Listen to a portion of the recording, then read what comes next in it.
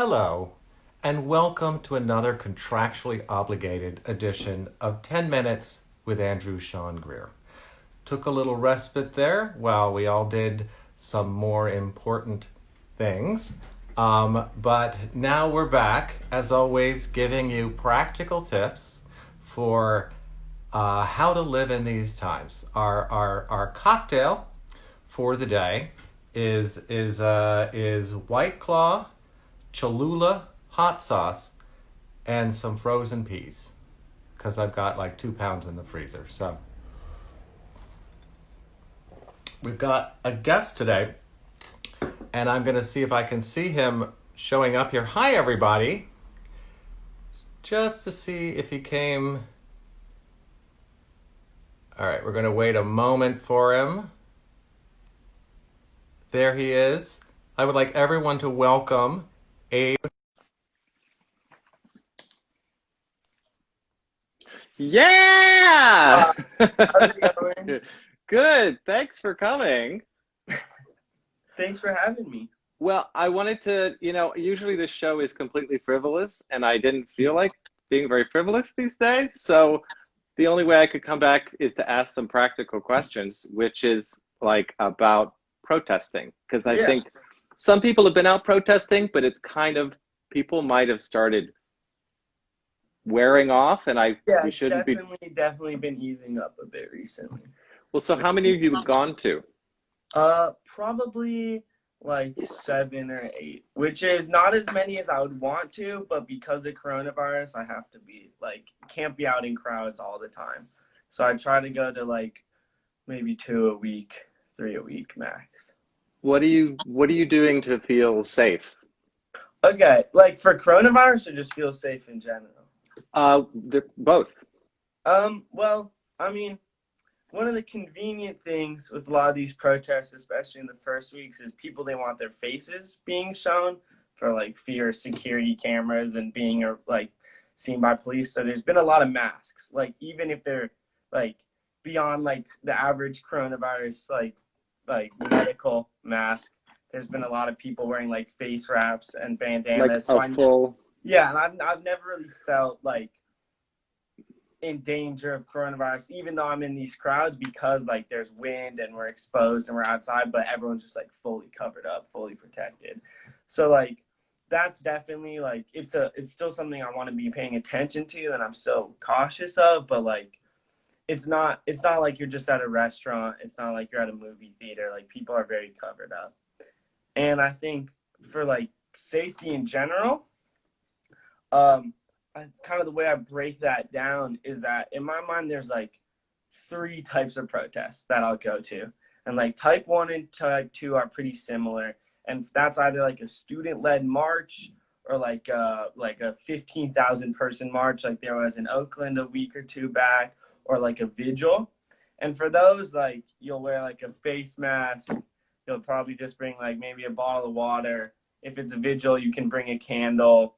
You'll bring maybe some snacks in your backpack and like a sign or 2, Sharpies to make a sign if you're walking. Like, and for those, like that's kind of what everyone's gonna be going to, and like what most protests look like now. And they're like safety is not really a concern because people like beyond people behaving themselves. I think the police have learned not to really go to those.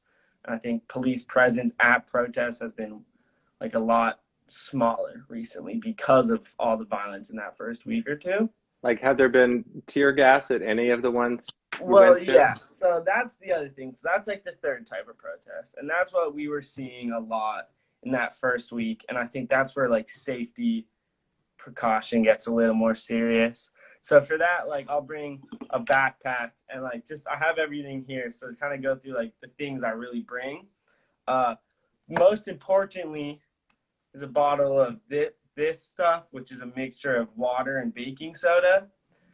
Because if you spray that in your eyes after getting tear gassed, it really, really helps. And like Friday night, the first night of those protests, I was spent a lot of time in tear gas and I wasn't really prepared for it. And like my eyes were burning for the next 3-4 days, like fully messed up. And then on other protests, I tried milk, I tried water, but then this mixture of like little bit of baking soda and water ended up being like the most like helpful with tear gas. That is great. I mean, I went to a protest and I went with basically Burning Man gear, like Yeah, goggles. I look so ridiculous, and yeah, there wasn't tear gas, but I don't.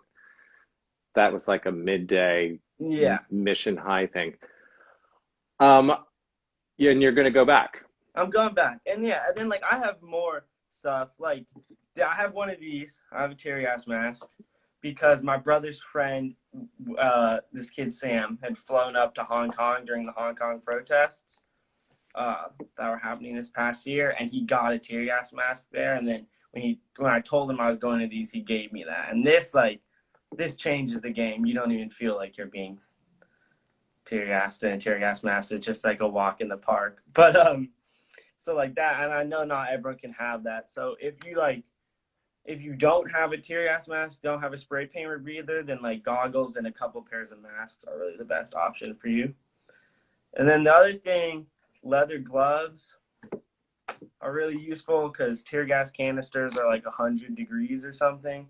So if you want to throw one back and you try to pick it up with your bare hands, then you're in for like oh God. Yeah, some pain. So leather gloves really help with that. And like again, like that, a lot of this stuff, like this is the worst case scenario. Like the average protest a person goes to now, especially as like these go on and the police kind of learn how to act, what they should actually be doing. Like, you're not going to be having these like kind of big, like, not to be dramatic, but like war in the street type scenario, which is kind of how it felt that first weekend of like stuff being set on fire and rubber bullets. And like, I think that's not going to be happening as much, but you still want to be prepared, especially if you're going to like an evening protest or going to a protest that is being organized by people who have had violence at their protests before. Like, that's not a reason to not go, because as we've seen with what's been happening, like these big dramatic and violent protests have been helpful, and like progress has been coming because of them and the attention that they attract from the news. But like, you want to be ready, because you don't want to be out there like with your cute like pun sign and like a cute outfit, and when like you're getting shot at with rubber bullets, because like it's not fun. Like, it's not, being in there, being in tear gas is not fun. Like, being caught off guard by that is even worse. Did you find people around you were prepared, were able to help you, or not really? First night, no, because we didn't really know what we were getting ourselves in for.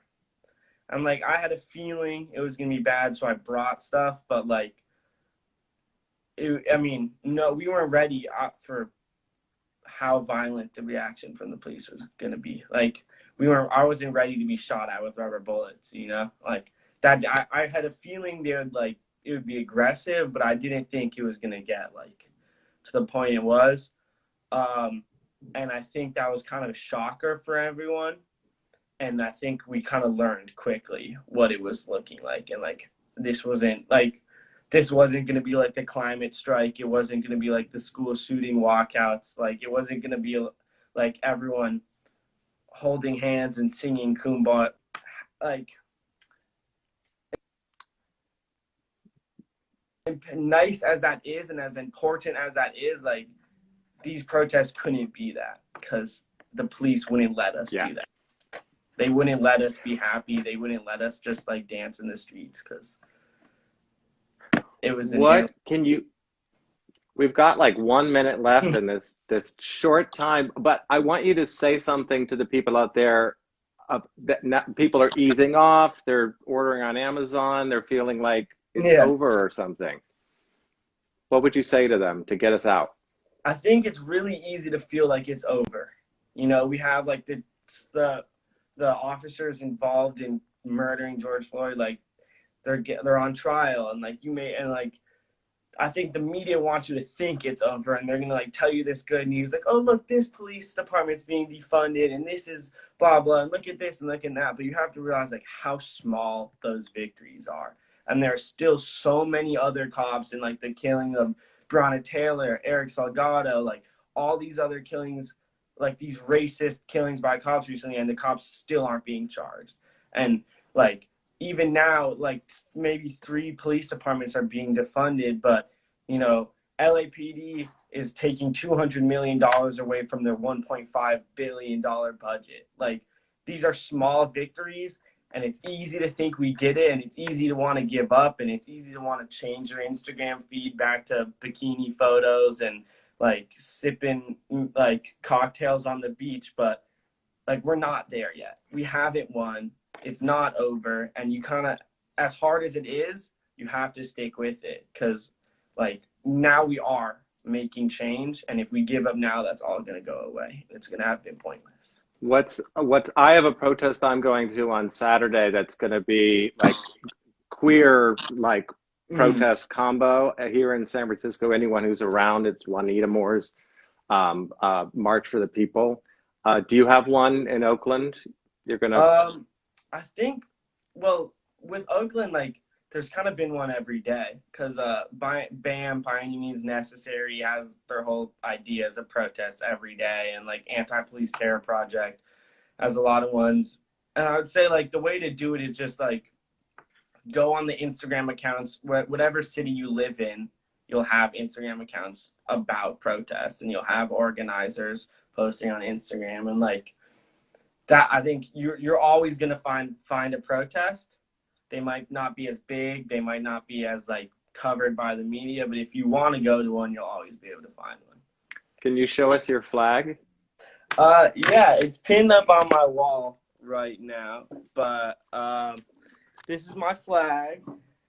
I brought it to a protest at my old high school. It says "No justice, no peace" on it. I don't know. I thought that was a nice touch, and we set it up behind the speakers, and I think we were in the SF Chronicle. It was cool. I mean, it was just a nice, like, an art project. Do you bring that to protests? Yeah, some. I bring it to ones where there's going to be speakers and we can put it up somewhere. But if it's just going to be a march, or if it's going to be like police interaction, I don't want to be carrying a big flag. Thank you, Abe. This is actually really, really helpful, more than you know. It may seem obvious to you, but it's not to a lot of people. No problem. Thank you. And I'm going to post this up. All right. Thanks, everyone, for joining. Bye. Bye-bye.